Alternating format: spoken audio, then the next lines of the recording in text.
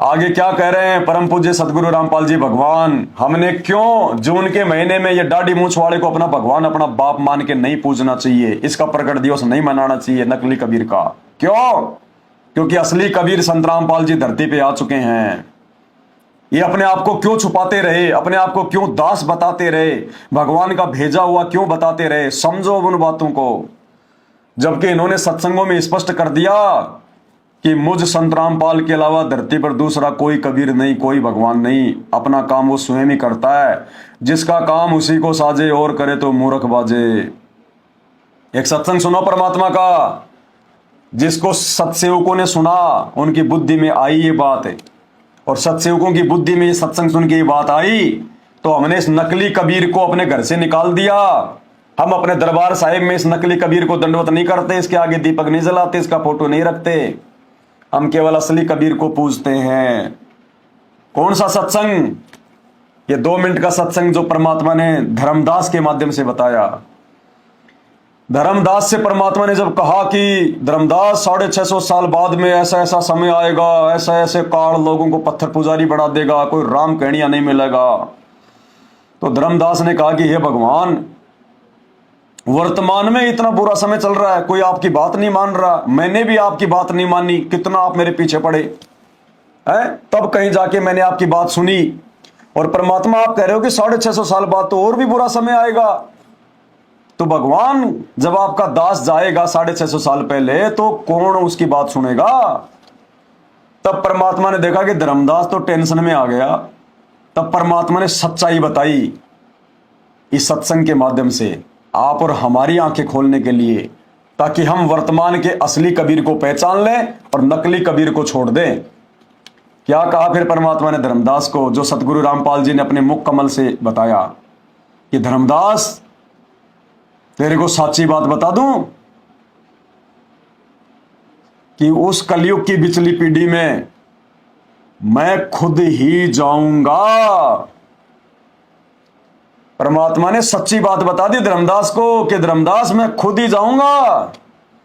और दूसरी तरफ फिर गुरुजी क्या कह रहे हैं कि उस काल के सामने गुरुजी ने थोड़ा सा भेद रखा। काल के सामने परमात्मा ने भेद रखा, उसको सच्चाई नहीं बताई। काल को कहा कि मेरा दास जाएगा, क्योंकि परमात्मा तो काल के सामने खुद तो थे नहीं, अपने बेटे के रूप में थे। तो परमात्मा ने कहा कि उस समय मेरा दास जाएगा, तेरी पोल पट्टी खोलेगा। जब धर्मदास को ये बातें सुना रहे थे कबीर जी, तो धर्मदास को टेंशन हो गई। तब परमात्मा ने देखा कि लाला जी है, कमजोर दिल का है, मरेगा। तब परमात्मा ने कहा कि धर्मदास तेरे तो साची बताऊं, उस समय मैं खुद ही जाऊंगा। 12वें पंथ में हम ही चल आवें, सब पंथों को मिटा के एक पंथ चलावें। वाणी में ये कहीं नहीं लिखा हुआ कि 12वें पंथ में मेरा दास जाएगा। क्या लिखा हुआ है? 12वें पंथ हम ही चल आवें। और कहते हैं साधु वचन पलटे नहीं, पलट जाए ब्रह्मांड। इनका वचन नहीं पलट सकता, सूरज इधर उधर हो सकता है। तो सुनिए सत्संग परमात्मा का, जिसमें परमात्मा ने धर्मदास को आधार बनाकर जो वास्तविकता थी वो बता दी कि कलयुग की बिचली पीढ़ी में धर्मदास मैं खुद ही जाऊंगा, खुद ही, और सब पंथों को मिटा के एक पंथ बनाऊंगा। और काल के सामने परमात्मा ने थोड़ा सा भेद रखा। काल से कहा कि मेरा दास जाएगा, नहीं तो काल का कालजा फट जाए, उसका कलेजा फट जाए कि भगवान और मेरे ब्रह्मांड में आ रहा है, ये परमात्मा भूखा मारेगा, वह ले जाएगा सबको। तो है तो आत्मा सब परमात्मा की, इसलिए काल के सामने परमात्मा ने भेद रखा कि मेरा दास जाएगा। और धर्मदास को परमात्मा ने सत्य बता दिया, जो हकीकत है कि मैं खुद ही जाऊंगा। सुनिए, उस बार में पंथ में मैं आऊंगा स्वयं, और फिर सभी पंथों को खत्म करके एक पंथ बनाऊंगा, और सारी सृष्टि मेरा ही नाम लेगी। तेरे 42 वंश क्या सारी सृष्टि न पार करूंगा धर्मदास, इन 42 की चिंता छोड़ दूं। तब उसका दिल डटा था, और काल के सामने परमात्मा ने थोड़ा सा भेद रखा कि मैं अपना अंश भेजूंगा। काल के सामने क्या कहा परमात्मा ने कि मैं अपना अंश भेजूंगा, दास भेजूंगा। और हकीकत जो थी वो धर्मदास को पहले बता दी परमात्मा ने कि मैं स्वयं ही जाऊंगा। सुनो, उस बार में पंथ में मैं आऊंगा स्वयं, और फिर सभी पंथों को खत्म करके एक पंथ बनाऊंगा, और सारी सृष्टि मेरा ही नाम लेगी। तेरे 42 वंश क्या सारी सृष्टि न पार करूंगा धर्मदास, इन 42 की तो चिंता छोड़ तू। और काल के सामने परमात्मा ने भेद रखा। हकीकत तो धर्मदास को बता दी कि मैं स्वयं ही जाऊंगा, और काल के सामने क्या कहा परमात्मा ने कि मेरा दास जाएगा, मेरा अंश जाएगा। तब उसका दिल डटा था, और काल के सामने परमात्मा ने थोड़ा सा भेद रखा कि मैं अपना अंश भेजूंगा। इसलिए भाई और बहनों, इन सत्संगों को आधार बनाकर अब समझ में आ जानी चाहिए कि वर्तमान में असली कबीर, असली अल्लाह कौन है। और समझ में आ गया तो भाई इस नकली अल्लाह, नकली कबीर का जून के महीने में प्रकट दिवस मनाना छोड़ दो। अपने गुरुजी का 8 सितंबर को प्रकट दिवस मनाओ। इस नकली कबीर, काल्पनिक कबीर की फोटो को अपने घर पर मत रखो, दरबार साहिब में मत रखो। इसको दंडोत प्रणाम करके अपने गुरुजी को दुखी मत करो। दंडोत प्रणाम केवल अपने बाप को किया जाता है, एक भगवान को। इसके आगे ज्योत मत जलाओ, ज्योत केवल अपने गुरुजी के आगे जलाओ। आत्मा का साथी एक ही है, दो नहीं है। कुल का खाविंद एक है, दूजा नहीं गवार। दो कहे सो दो जग की, यमपुर पकड़ा जाए। इसलिए हम सत्सेवक 8 सितंबर को केवल अपने गुरुजी का प्रकट दिवस मनाते हैं। रियल कबीर का, नकली कबीर का, दाढ़ी मूछ वाले कबीर का, 650 साल पहले वाले कबीर का हम जून के महीने में ना प्रकट दिवस मनाते हैं और ना किसी मूर्ख का साथ देते हैं। आगे तो गुरुजी ने बिल्कुल रिकॉर्ड तोड़ दिया। गुरु और गोविंद के बीच का पूरा भेद ही समाप्त कर दिया। स्पष्ट कर दिया परमात्मा ने कि तुम्हारा गुरु ही तुम्हारा इष्ट है। आज संत रामपाल जी की 90% संगत अपना गुरु तो मानती है संत रामपाल जी को, और इष्ट मानती है कबीर जी को। इष्ट मानी भगवान, परमात्मा, अल्लाह, और संत रामपाल जी को मानती है अपना गुरु। इसीलिए तो जून के महीने में इस नकली कबीर को अपना बाप बना लेती है, इसको भोग लगाती है, इसको प्रकट दिवस मनाती है, और 8 सितंबर को संत रामपाल जी को भोग लगा देती है। संत रामपाल जी का प्रकट वो जो है वो अवतरण दिवस मनाती है। डुअल मोड, एक आत्मा के दो पति, वैश्या भक्ति कर रही है संगत। अब सतगुरु रामपाल जी ने इस भेद को समाप्त कर दिया, बिल्कुल आंखें खोल दी हम सत्सेवकों की परमात्मा ने आशीर्वाद देकर कि बेटा तुम्हारा गुरु ही तुम्हारा इष्ट है, और जब तक अपने गुरु को ही इष्ट रूप में नहीं पूजोगे तब तक तुम्हारा मोक्ष नहीं हो सकता। सुनिए क्या कह रहे हैं परमात्मा, अपने ही गुरु को इष्ट रूप में पूज कर। एक पति को छोड़कर आन में आस्था रखने वाली पत्नी को व्यभिचारिणी कहते हैं। तो एक पति में आस्था छोड़कर दूसरे में आस्था रखने वाली आत्मा को क्या कहते हैं? व्यभिचारिणी। एक पति तो ये है, इसके अलावा यदि आप इसको भी पूज रहे हैं तो ये क्या हो गया? अन्य, दूसरा हो गया। तो वो भगत क्या है? वैश्या, व्यभिचारिणी भक्ति कर रहा है, वैश्या भक्ति कर रहा हो। एक पति को छोड़कर आन में आस्था रखने वाली पत्नी को व्यभिचारिणी कहते हैं। तो अपने ही पति से हर इच्छा पूरी हो उसी को पति भर्ता कहते। तो हम जब पति भर्ता पद पर आ जाएंगे तो परमात्मा कहते हैं पति भर्ता जमी पर जो जो धर है पावे, समर्थ झाड़ू देते है ना काटा लग जावे।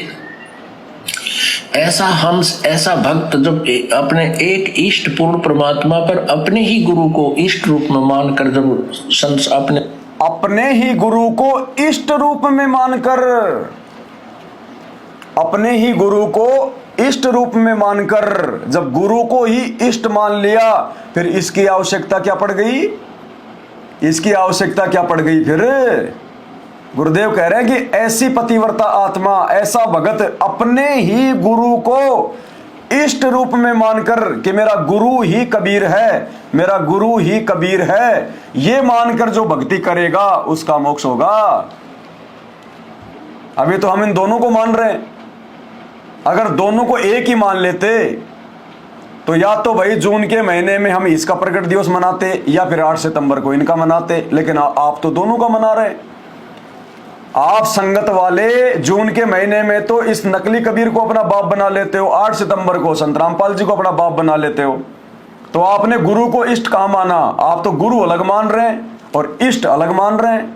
अगर गुरु को ही इष्ट मान लेते तो केवल अपने गुरु का ही प्रकट दिवस मनाते, 8 जून के महीने में इसका नहीं मनाते। क्या कह रहे हैं परमात्मा? ये अनमोल सत्संग है, ये जान है परमात्मा की।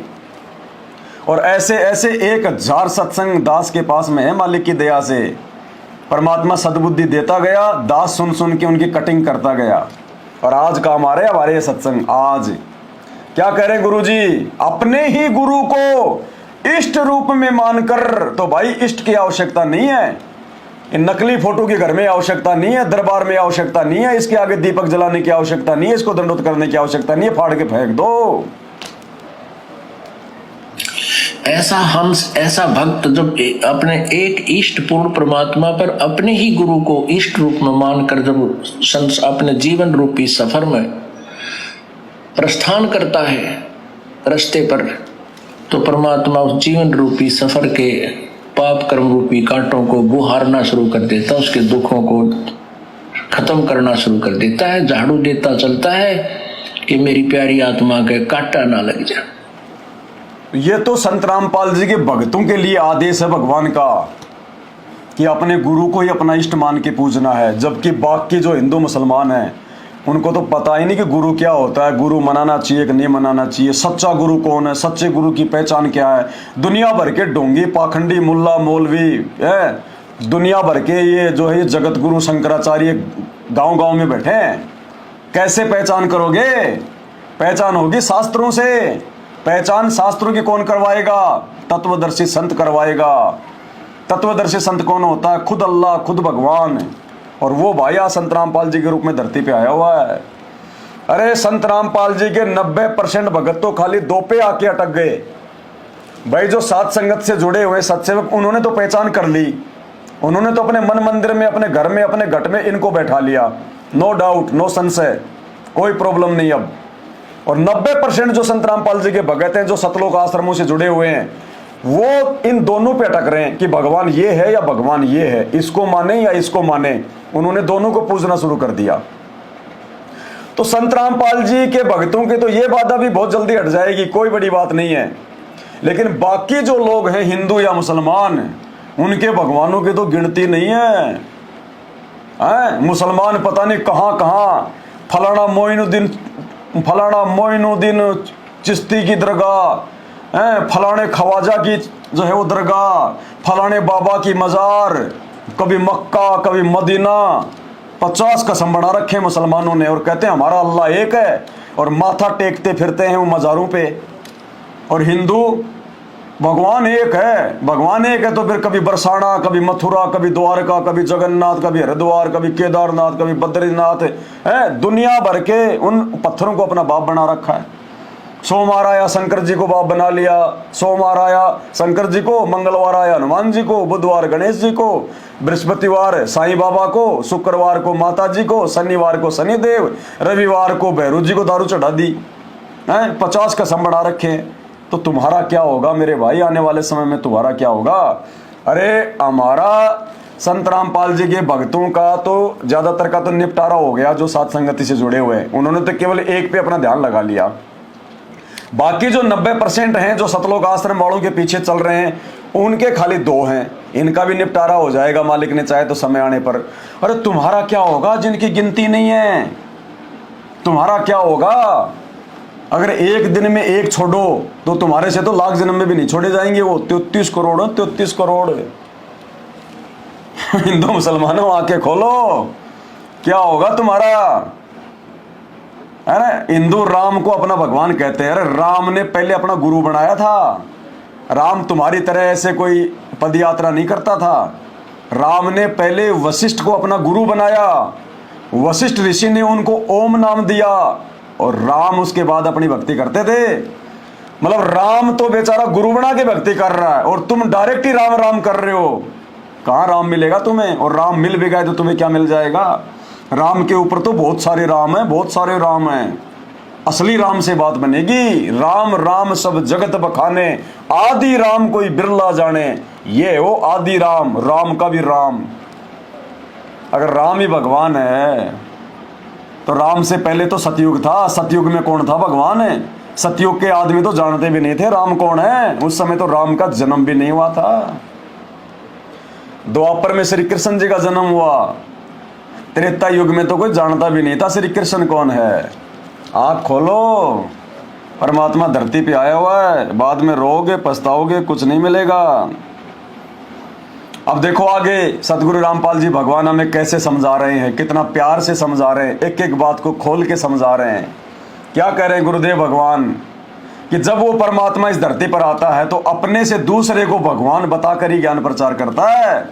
यानी जब सन 1994 में सतगुरु रामपाल जी भगवान ने अपना ज्ञान प्रचार शुरू किया तो उनको हमारी मेंटल स्थिति का पता था कि ये नालायक, इन्होंने कभी भगवान देखा नहीं, इनको किसी ने बताया नहीं, देव देवताओं को पूज रहे हैं, माता मसाणियों को पूज रहे हैं। अगर उस समय संत रामपाल जी कह दे कि मैं कबीर हूं तो कोई नहीं मानता। संत रामपाल जी कह दे मैं खुद ही भगवान हूं, खुद ही अल्लाह हूं, कोई नहीं माने उनको कि काहे का भगवान हमारे जैसा इंसान है। जबकि आंख फूटी पड़ी है उनको। राम आया तो राम भी तो एक इंसानी बन के आया था, कोई सींग लगा के आया था क्या? उसको भी आपने भगवान मान लिया आज। श्री कृष्ण आया तो कोई सींग लगा के आया, पूंछ लगा के आया था क्या? उसको भी तो आपने भगवान मान लिया। हजरत मोहम्मद आया तो कोई सींग लगा के आया था क्या? उसको भी तो आज तुमने अल्लाह का रसूल मान लिया। तो भाई और बहनों, परमात्मा को पता था कि आत्माएं मुझे डायरेक्ट भगवान नहीं मानेंगी, इसलिए उन्होंने अपने आप को छुपाया, अपने आप को भगवान का दास बताया और कहा कि भगवान तो ये है कबीर जी जो 650 साल पहले आए थे, ताकि हम उनकी भक्ति करें।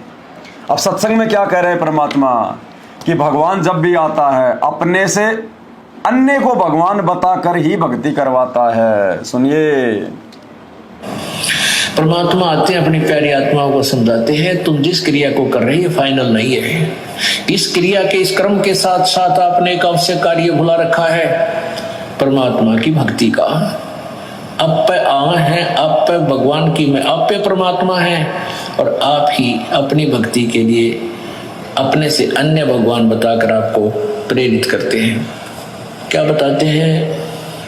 आप पे भगवान है, आप ही आते हैं, आप ही भगवान हैं, आप ही आते हैं, लेकिन अपने से अन्य को भगवान बताकर हमें भक्ति पर लगाते हैं। अब संगत की आंखें खुल जानी चाहिए कि खुद ये भगवान, खुद ये कबीर और हमसे भक्ति करवाने के लिए हमारी मानसिक स्थिति को देखते हुए अपने से अन्य को भगवान बताकर इन्होंने हमसे भक्ति शुरू करवाई। लेकिन अब तो समझ में आ जाना चाहिए कि असली कबीर कौन है। और समझ में आ गया कि असली कबीर ये है तो छोड़ दो इस कबीर को, अपने घर से निकाल दो, अपने दरबार में मत रखो इस फोटो को, इसको दंडवत करना छोड़ दो, इसके आगे जोत जलाना छोड़ दो, जून के महीने में इसका प्रकट दिवस मनाना छोड़ दो। असली कबीर को रिझाओ, इसको भोग लगाओ, इसको अपना बाप मनाओ, इसको भगवान मानो, इसकी महिमा करो जैसे सत्सेवक कर रहे हैं, साथ संगत वाले भाई बहन कर रहे हैं। एकमात्र इसी का जयकारा लगाओ। तो दोबारा सुनो एक बार क्या कह रहे हैं परमात्मा, ये वो खुद ही भगवान, खुद ही परमात्मा, लेकिन अपने से अन्य को भगवान बताकर हमें भक्ति पर लगाते हैं। परमात्मा आते हैं, अपनी प्यारी आत्माओं को समझाते हैं तुम जिस क्रिया को कर रहे हो फाइनल नहीं है। इस क्रिया के, इस क्रम के साथ साथ आपने एक अवश्य कार्य भुला रखा है, परमात्मा की भक्ति का। अब पे आ है, अब पे भगवान की मैं, अब पे परमात्मा है और आप ही अपनी भक्ति के लिए अपने से अन्य भगवान बताकर आपको प्रेरित करते हैं। क्या बताते हैं? उस समर्थ की रीझ छुपाई, उस परम पिता, उस समर्थ परमात्मा ने तेरे ऊपर रीझ के यानी प्रसन्न होकर तेरे को माँ के पेट से बाहर निकाला। जब तू रो रहा था, तड़प रहा था और वचनबद्ध हो रहा था कि भगवान मैं कसम खाता हूँ आपको, आपकी भूल नहीं पड़ेगी, मैं आपकी भक्ति किया करूँगा। अरे फिर बार आते भूल गया। उसके लिए क्या बताते हैं, उस समर्थ की रीझ छुपाई इब कुल कुटुंब से राता, गर्भ के अंदर वचन भरे थे कहाँ गई वो बाता। कितने प्यार थे। कहते अब तो ये दिक्कत न बेटा बेटी कार कोई ठीक भगवान दिखाई ना देता। तो क्या बताते हैं कि उस समर्थ की रीढ़ छुपाई, जिस परमात्मा ने प्रसन्न होकर तेरे को सकुशल माँ के गर्भ से बाहर निकाल दिया, उसको भूल कर तू भी एक दूसरे पर आश्रित हो गया है। मेरा बेटा ऐसा है, मेरा बेटी ऐसी है, इतनी कमाई करती है, फलाना करती है, और भूल गया भगवान को। उस समर्थ की रीढ़ छुप। भाई और बहनों, परमात्मा ने बड़े प्यार से समझा दिया कि जब परमेश्वर आते हैं, धरती पर आता है वो अल्लाह, वो भगवान, तो दुनिया तो जानती नहीं, दुनिया तो पहचानती नहीं, क्योंकि हिंदू मुसलमानों का तो उनके धर्मगुरुओं ने माइंड सेट कर रखा है कि अल्लाह बेजून है, अल्लाह बेचून है, अल्लाह दिखाई नहीं देता, भगवान निराकार है, भगवान निराकार है। अरे भगवान निराकार है तो ब्रह्मा विष्णु महेश की मूर्ति बना के क्यों पूज रहे हो? मूर्ति तो साकार है। अरे जिसके तुम मूर्ति बना के पूज रहे हो उसके तो आंख नाक कान सब कुछ है, वो तो साकार है। और दूसरी तरफ कहते हो भगवान निराकार है, इसका मतलब वो भगवान, वो अल्लाह ब्रह्मा विष्णु महेश से कोई और है। ये मुसलमान भाई ये कहते हैं अल्लाह निराकार है, अल्लाह दिखाई नहीं देता, अल्लाह इंसान के रूप में नहीं आता है। और फिर जितने भी मुल्ला मौलवी हैं उनके पैरों में जाके सिजदा करते हो तुम। अरे सिजदा तो अल्लाह को किया जाता है, मज़ारों पे जाके, उन पत्थरों पे जाके तुम लोग जुमल की माथा टेकते हो, उन मस्जिदों में जाके तुम मतलब सिजदा करते हो हैं, और फिर कहते हो अल्लाह, अल्लाह तो निराकार है। तो फिर वो मज़ारों में क्यों माथा टेक रहे हो? उन मुल्ला मौलवियों के क्यों माथा टेक रहे हो? तो भाई यहाँ सब भूले पड़े हैं, किसी को ज्ञान नहीं है भगवान का। भगवान का ज्ञान केवल भगवान ने आके दिया है और दे रहे, और जो मान लेगा उसका बेड़ा पार है, नहीं तो 84 लाख योनियां तैयार है, चाहे हिंदू हो, चाहे मुसलमान हो, चाहे सिख हो, चाहे ईसाई हो, भगवान का विधान सब पे लागू है।